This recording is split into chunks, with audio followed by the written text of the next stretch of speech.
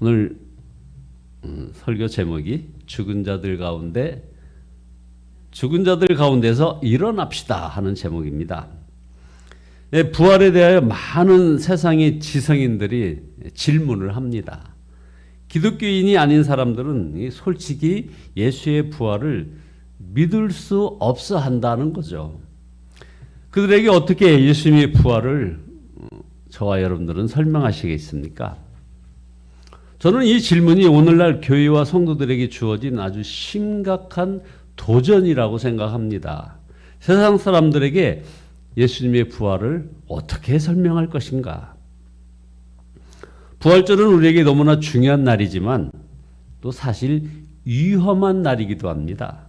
예수님의 부활을 믿기 때문에 기독교는 유일한 진리의 종교이든지 아니면 거대한 사기꾼 집단이든지 둘 중 하나가 될 것이기 때문입니다. 그래서 부활절과 성탄절은 세상의 반응이 다릅니다. 성탄절은 세상이 함께 기뻐해 줍니다. 그렇죠? 성탄절만 대보십시오. 온갖 기뻐하는 도구들이 다 동원되죠. 그런데 부활절은 기뻐하지 않습니다.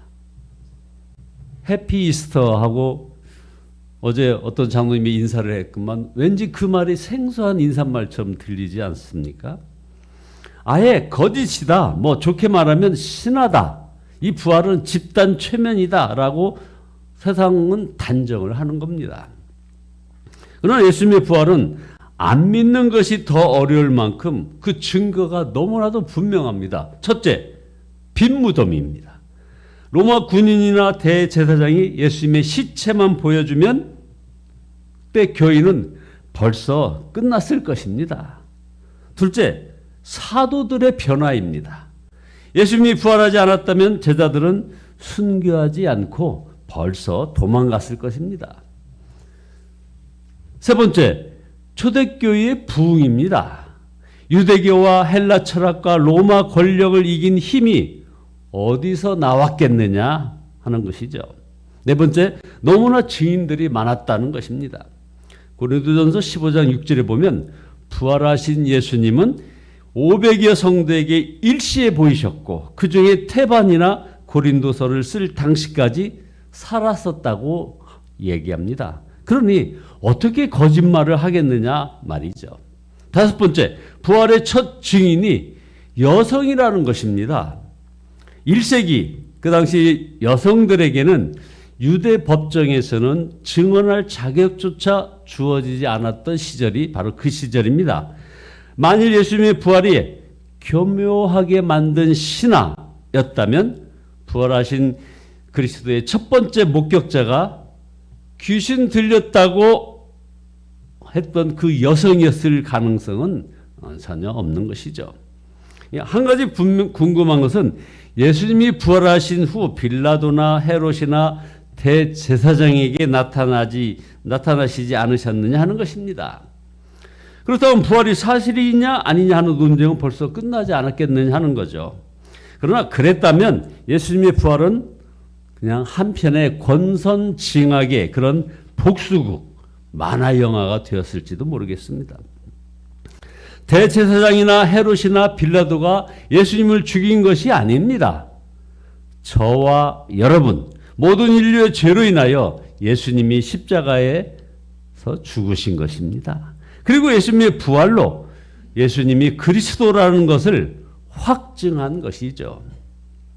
자, 죄와 마귀와 사망의 세력이 이제 꺾여졌습니다. 결국 사랑이 미움을 이긴 것입니다. 그러니 빌라도나 헤롯, 대제사장에게 복수할 일이 아닌 것입니다.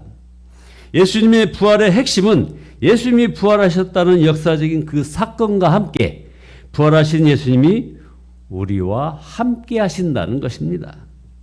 역사책에 예수님의 부활이 기록되었어도 부활하신 예수님을 만나지 못한 사람은 그것을 믿지 않을 것입니다. 예수님의 제자 도마조차도 다른 제자들이 내가 예수님을 만났다, 우리가 다 보았다 해도 내 눈으로 보고 내 손으로 만져보지 않고는 믿지 못하겠다 하지 않았습니까? 심지어 6.25 전쟁을 그 자체를 끊임없이 재해석하려고 하고 사실을 왜곡하고 부인하는 사람들이 있지 않습니까? 고작 74년 전의 일입니다. 그런데 2000년 전의 일에 대해서 그게 신화였다, 환상이었다 말하는 것, 어찌 보면 당연한 일입니다. 초대교회 성도들이 핍박을 받은 이유는 당시 통치자들이 영적으로 무지했기 때문입니다. 그것은 기독교도 다른 종교들처럼 전도자를 잡아 가두고 죽이면 없어질 줄 알았습니다. 그러나 아무리 사도들을 잡아 가두고 고문하고 죽여도 교회는 더 부흥하는 것입니다. 왜냐하면 사도들이 아니라 부활하신 주님이 친히 교회를 부흥시켰기 때문인 것입니다. 부활의 주님을 만나기 전에 마리아는 그냥 슬프기만 했습니다. 예수님의 시신이 없어진 것을 알고 제자들에게 달려갈 때는 사실 그때는 너무나 두려웠습니다.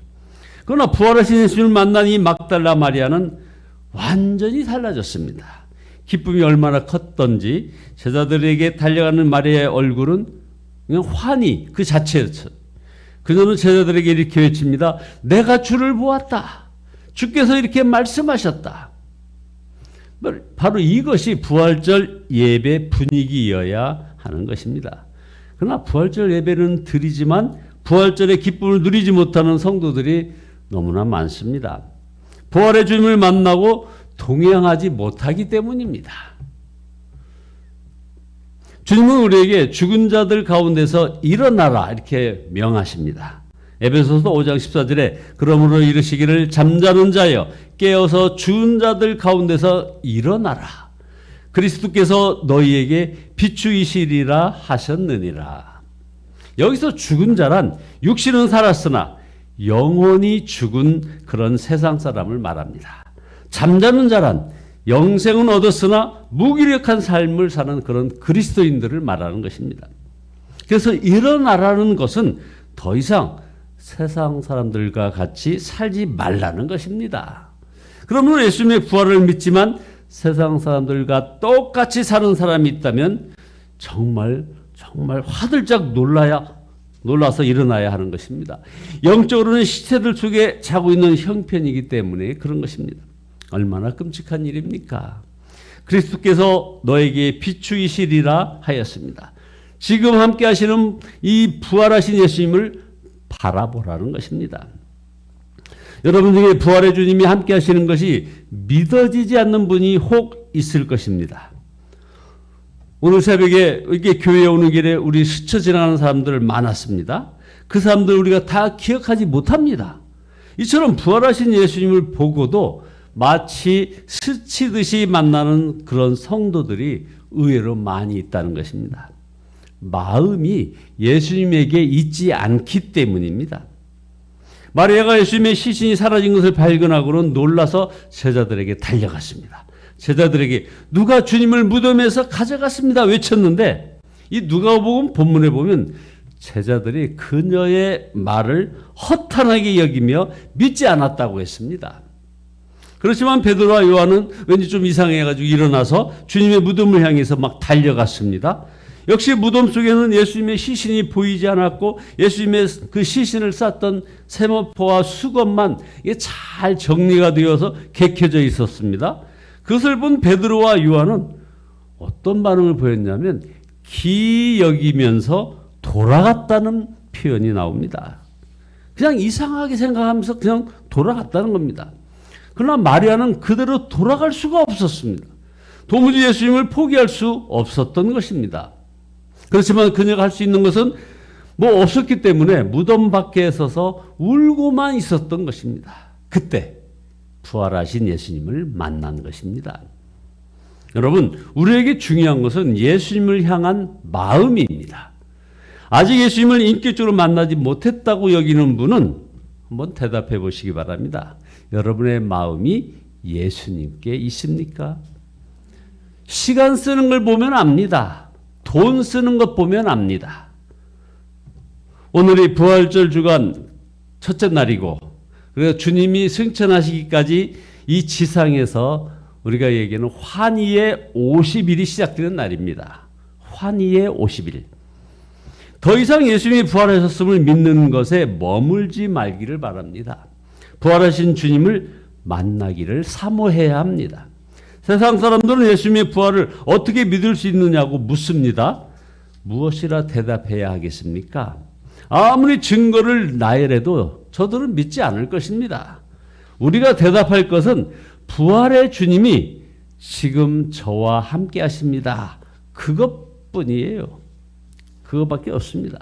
여러분, 부활의 가장 확실한 증거는 2000년 전의 빈 무덤이 아니라 지금도 살아계셔서 우리 안에 계시고 우리 가운데 역사하시는 바로 예수님이십니다. 주님은 지금 놀라운 기적을 행하고 계신 것입니다. 영적으로 죽은 자를 살려서 구원하십니다. 죄의 종로를 하던 우리에게 성령의 열매가 맺히게 하십니다. 죄와 악과 미움이 득세한 이 세상에서 주님과 동행하게 하시는 것입니다. 죽음도 두려워하지 않는 부활의 소망을 주시는 것입니다. 최실 장로님의 형님이 어제 췌장암 말기에서 이제 그쪽 교회에서 임종 예배까지 다 드리고, 그래서 최실 장로님이 오늘 기도 순서인데 바로 거기에 어제 출발을 하셨습니다. 그런데 그 분위기를 말씀해 주는 겁니다. 부활의 소망이 그 예배 현장에 가득하더라는 거죠. 부활의 소망. 우리가 증거할 것은 주님의 부활의 주님이 우리 가운데 역사하신다는 것입니다. 이것이 죽은 자들 가운데서 일어나는 것입니다. 이런 부활의 소망 가운데 죄와 악과 미움이 득세한 이 세상에서 주님과 동행하시는 여러분 모두 되시기를 예수 그리스도의 이름으로 축원드립니다. 기도하시겠습니다. 부활의 주여 생명의 주님이신 예수 그리스도를 찬양하고 주께 온전히 경배 올려드립니다. 주님 회개합니다. 우리들은 이 세상에서 죽음을 두려워하고 죄와 악과 미움이 득세한 이 세상에서 어찌 우리 살아갈까 하며 세상만 바라보았던 저희들을 아버지 하나님 회개하오니 주여 용서하여 주시옵소서. 온전히 영적으로 죽은 자들을 다시 살리시는 그 구원의 주님을 바라보게 하여 주시옵소서. 죄의 종로를 했던 우리에게 이제 온전한 성령의 열매가 맺혀지게 인도하여 주시옵소서. 그리하여 진정 죽음도 두려워하지 않는 부활의 참 소망을 가지고 아버지 하나님 이 땅 살아가며 온전히 부활의 주님을 증거하며 아름다운 그리스도의 향기를 바라는 저희들의 삶의 여정이 되어지게 인도하여 주시옵소서. 예수 그리스도의 이름으로 기도드리옵나이다. 아멘. 160장입니다. 160장입니다.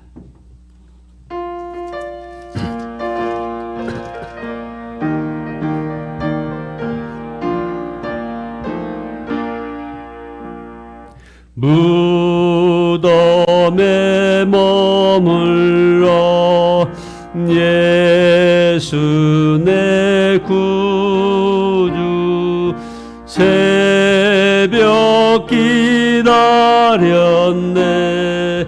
예수 내 주 원수를 다 이기고 무덤에서 살아나셨네 어둠을 이기시고 나와서 성도 함께 길이 다스리시네 사셨네